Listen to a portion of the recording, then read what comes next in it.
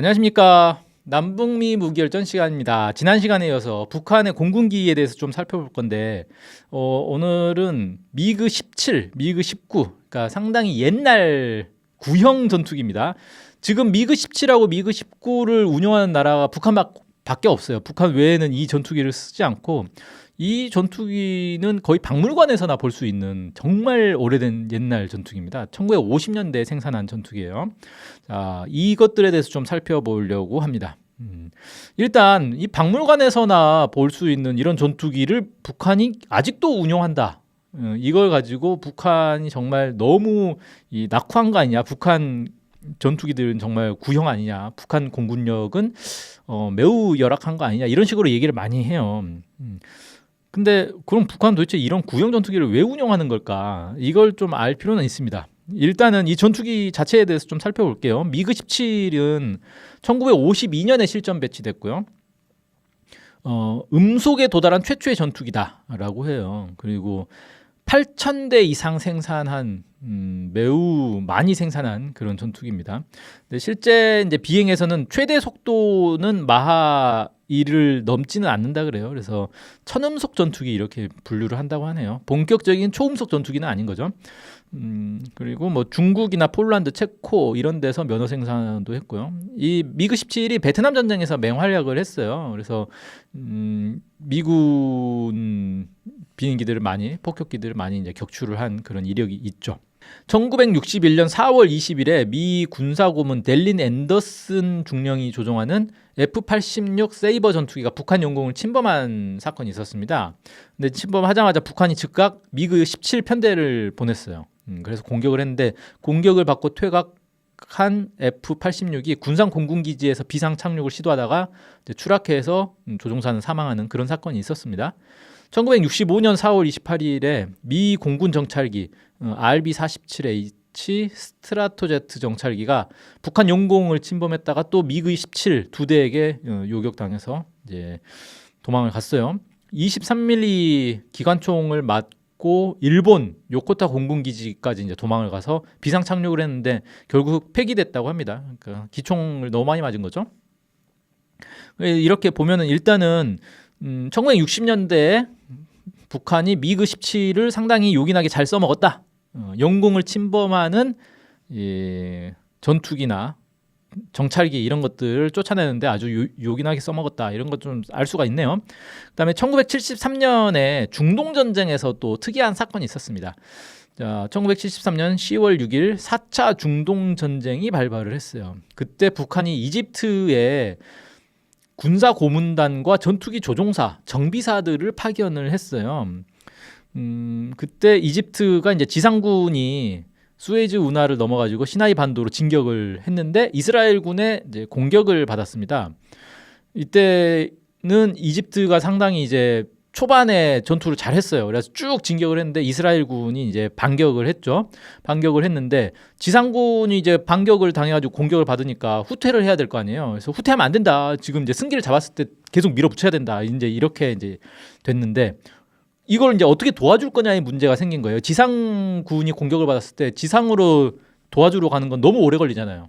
그러니까 이제 공중 지원을 해야 된다는 거죠. 근데 공중 지원을 해야 되는데 이집트에 공격기가 없었던 거예요, 그때. 그러니까 지상 공격이 가능한 공격기가 없었어요. 그래서 그때 이제 북한 군사 고문단이 야, 너네 미그 17 있지 않냐? 미그 17을 쓰자라고 했어요. 미그 17은 근데 원래 이 전투기이기 때문에 공격기는 아니에요. 지상 공격을 하지는 않아요. 그런데 그래도 쓰자. 이거밖에 없으니까 이걸 쓰자. 근접 지원기로 쓰자. 이렇게 한 거예요. 그래서 아마 이제 북한 정비사들이 이걸 공격기로 재빨리 개조를 한 것 아니냐. 그렇게 해서 그렇게 했는데도 이제 이집트군에서 야, 이게 안 된다. 얘는 원래 폭격기 요격하려고 만든 전투기인데 이건 못 하겠다라고 하니까 북한 조종사가 직접 미그 17을 몰고 나갔다고 해요. 그래서 초저공 비행으로 이제 이스라엘군을 공격했다. 뭐 이런 기록이 있습니다. 사진도 있는데 사진 보면은 상당히 낮게 날면서 지상에 거의 붙어서 날듯이 날면서 공격을 하는 모습들이 있어요. 그래서 이스라엘 장갑차, 차량 이런 것들을 막 공격을 합니다.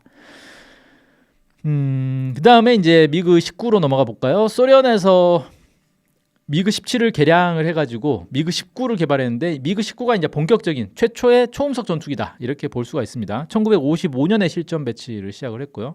6,500대를 생산했으니까 엄청나게 많이 만들었죠. 중국에서도 이걸 J6이라는 이름으로 만들어서 2010년까지 운용을 했다고 합니다. 근데 지금은 운용하는 나라는 없어요. 이게 또 50년대에 개발한 전투기다 보니까 워낙 낡았죠. 그래서 북한만 운용을 하고 있습니다. 이게 재원을 보면은 미그 17에 비해서 약간 좀 커졌어요. 폭은 오히려 좀 좁아졌고, 거의 이제 큰 차이는 없는데 아무래도 이제 항속 거리라든지 속도라든지 뭐 이런 것들이 조금 더 이제 늘어난 거죠. 엔진도 이제 쌍발로 돼가지고 그런 건데, 자 북한에는 그러면 미그 17, 미그 19가 대략 몇 대나 있는가 봤더니 미그 17이 241대, 미그 19는 100대를 운용하고 있다 이런 식으로 이제 기록이 있는데 이건 사실 몰라요. 그냥 추정치일 뿐입니다. 근데 어쨌든 341대 미그 17, 미그 19 이게 300대 넘게 있는 거예요. 그래서 북한의 이제 공군력을 놓고 보면 우리보다 전투기 대수는 훨씬 많은데 문제는 이런 이제 미그 17, 미그 19 이런 게 많이 있는 거예요. 그래서 워낙에 낡은 비행기가 많이 있는 거라서 크게 걱정할 필요 없다 이런 식으로 이제 많이 보는 거죠. 근데 어쨌든 이런 전투기를 계속 운용한다는 건 뭐냐면은 이게 지금 어느 나라에서도 운용하지 않고 북한만 운용하고 있어요. 즉 북한이 자체로 이걸 부품 생산 수리를 하고 있다라는 얘기가 되는 거죠. 물론 이제 북한도 최신형 전투기를 구입하고 싶겠죠. 아니면 개발해서 만들고 싶겠죠. 근데 그거 이제 여의치 않은 상황인 거고요. 뭐 제재를 받고 있으니까. 그럼 이제 북한의 공중전 교리는 뭐냐라는 거예요. 이 북한에서 이제 얘기하고 있는 건 저비용 첨단화 전략이라 해서 쉽게 말해서 이제 가성비를 따진다는 거죠. 그냥 무조건 미국처럼 아주 고가의 최첨단 전투기를 만들기보다는 저가형 전투기를 어떻게 해서 요긴하게 써먹을 것인가 이걸 이제 연구를 많이 하자. 이게 이제 북한의 기본 공중전 교리가 되지 않겠나라고 보고요. 그 아까 이제 미그 17을 공격기로 이제 활용한 것처럼 자체 기술로 미그 17이나 미그 19를 개량할 수 있지 않겠나 이렇게 좀 보여져요. 그래서 이제 개량을 할 거고 이게 전투기 같은 경우는 특히 전투기 자체 사양도 중요하지만 미사일이 중요하잖아요. 공대공 미사일이 중요하기 때문에 장거리 공대공 미사일을 장착을 해가지고 발사할 수 있지 않을까. 그리고 전투기 자체의 레이더보다는 지상 레이더 성능이 좋으면 충분히 이제 활용할 수 있어요. 그러니까 지상에서 고성능 레이더로 적의 위치를 파악한 다음에 이 전투기를 띄워서 이 장거리 공대공 미사일 발사하고 얘는 돌아오고 이러면 사실 이 전투기 자체가 성능이 좀 열악해도 큰 문제는 없고 오히려 이제 이런 미그 17, 미그 19 같은 전투기들은 이제 짧은 활주로에서도 좀 열악한 활주로에서도 띄울 수 있기 때문에 오히려 더 유리할 수도 있다. 뭐 이렇게 좀 볼 수 있겠죠. 그래서 북한은 기본적으로 한반도에서의 전투를 놓고 보면 한반도 워낙에 좁기 때문에 장거리를 막 날아가가지고 공격을 하고 이런 건 실제로 필요 없다. 그래서 구형 전투기로도 좁은 공간에서 전투를 하는 거기 때문에 큰 무리가 없다. 이런 식의 좀 개념을 갖고 있는 것 아니냐 이렇게 좀 추정이 됩니다.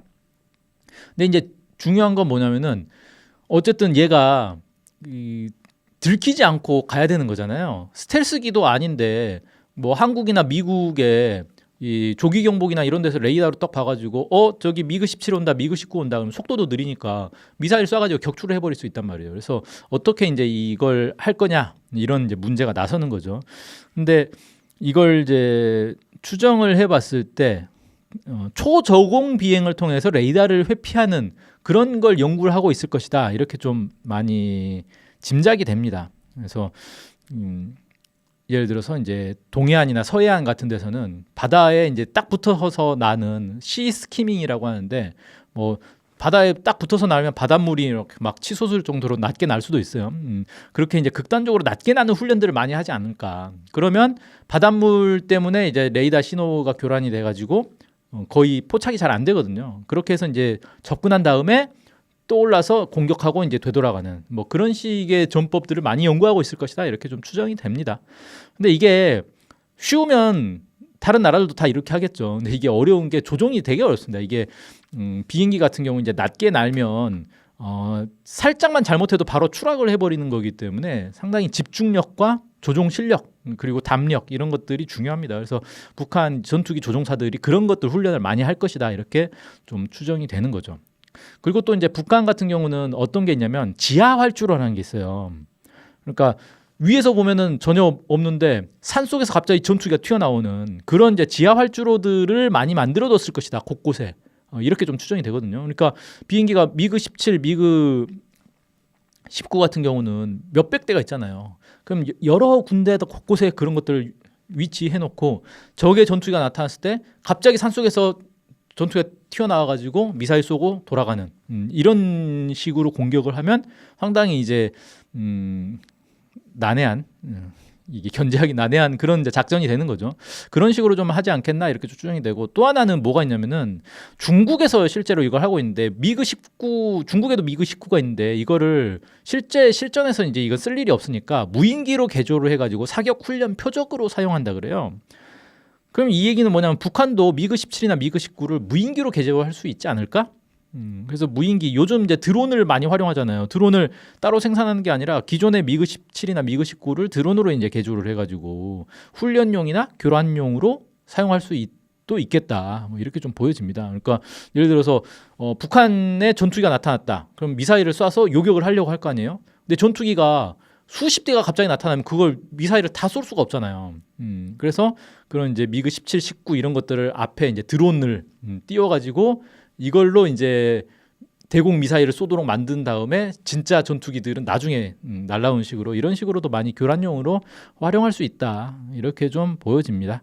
네, 그래서 북한이 아직도 미그 17, 미그 19를 폐기하지 않고 여전히 활용하고 있는 이유가 여기에 있지 않겠나. 그래서 실제로 언제였죠? 2년 전인가 북한에서 북한이 가지고 있는 전투기를 거의 대부분 한꺼번에 동시에 띄운 그런 훈련을 한 적이 있어요. 수백 대 전투기를 동시에 띄웠거든요. 그러니까 공군기가 수백 대가 동시에 뜨면은 이걸 대처하기가 아무리 구형이어가지고 뭐 속도도 느리고 레이더에도 잘 나오고 뭐 그런다고 해도 이걸 다 대처하려면은 상당히 이제 골치가 아픈 거죠. 그래서 거기에 맞는 작전을 또 짜야 되는 거예요. 그런 활용들을 북한이 계속 연구하고 있다. 이런 것들을 좀 볼 수가 있겠습니다. 자, 그러면 오늘 방송은 여기까지 해야 되겠네요. 시청해 주셔서 고맙습니다. 여기서 마치겠습니다.